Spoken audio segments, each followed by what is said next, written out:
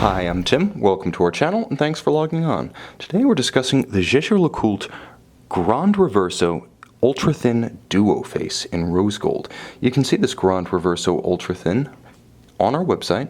Purchase it there, subscribe to our YouTube channel if you enjoy these videos, and please click on the card in the upper right hand corner of the screen at any time during this video to see our complete listing for the watch, accessories included in the sale, high resolution images, and of course full pricing details for this dual dial, dual time Reverso. Now you can see I'm not pulling the watch taut around my wrist because the strap is exceptionally new and crisp, and let's be honest, I want to leave first night privileges to you guys out there. But I will note that the watch is large. It lives up to its name Grande Reverso in as much as the span from lug to lug, far larger than the Grande tie, is 46.5 millimeters. Now, it's not a thick watch. Again, it lives up to its name. It's both Grande and ultra thin, measuring only 9.5 millimeters thick. It's quite slim, and with a rounded case flank, easily slides underneath a dress cuff. Now, in terms of span across the wrist, it's a bit bigger than the Grande tie predecessors, 27.5 millimeters, but not quite as thick and heavy as the XGT Reversos or the truly mammoth Reverso 976, for instance. Now, the watch features a rich case that is deep and fairly heavy. Reversos are always going to be a little bit heavier than comparably sized conventional watches because you have all of the extra apparatus of the rotating case assembly and the chassis in which it's mounted. So just in terms of the fit and feel on the wrist, the watch is bigger than the GT, smaller, or I should say more compact than the XGT, and has impressive heft to it. Now, the watch has a relatively slim, dark black monotone stitch alligator leather strap paired with a traditional pin buckle for easy on-the-fly adjustability. It's a rose gold that matches the case. Now, this watch harks back to the heady days of 2013 when Jaeger-LeCoultre was celebrating its 180th anniversary. Well, that was a landmark year, and although this watch wasn't part of the formal Jubilee collection, nevertheless it was a debut combining for the first time the Grande ultra thin case with the signature dual dial Duoface complication that the manufacturer originally introduced in 1994. And this watch improved on previous efforts by making the case broader, flatter, and in the case of the rounded rectangular pusher, more accessible and better integrated aesthetically. Now you can see the classic Reverso lines are there, polished and conical ends. The watch has a little bit of a sensuous rounding to it that's often overlooked. It's present in the case flanks and it's present in the conical end pieces of the case.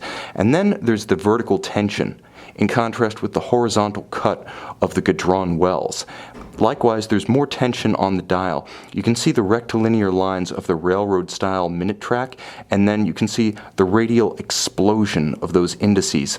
You can't quite tell whether they're exploding outward from the cannon pinion or directing their visual energy inward, but there's quite a tension. There's a sort of impression of a taut, constant strain between the different elements of this dial. And of course, you have the smaller dial within a dial, the railroad track surrounding the countersunk sub-seconds at 6 o'clock, broadsword style hands at center. The watch is designed to recall not so much the 1931 Reversos, but the very first of the in-house caliber 1933 Reversos, which featured both Jaeger-LeCoultre's increasingly iconic rotating watch case and their own in-house movements of the 400 series that featured small seconds, unlike the original Reversos. Now, when you turn the watch over, you see the travel dial. Beautiful black clou de Paris guilloche cut. You can see the sunken dials of the watch, hours and minutes at center, and then a 24-hour dial at 6 o'clock to give you the distinction between night and day. In case this time zone is showing the one where you are not, you'll always know whether you're looking at, for instance,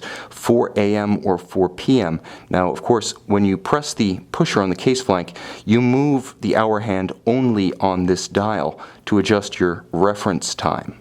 And as has always been the tradition among the Reverso duos, the reference time zone on the back does feature luminescence on the 24-hour hand as well as the hours and minutes hand of the reference dial at center.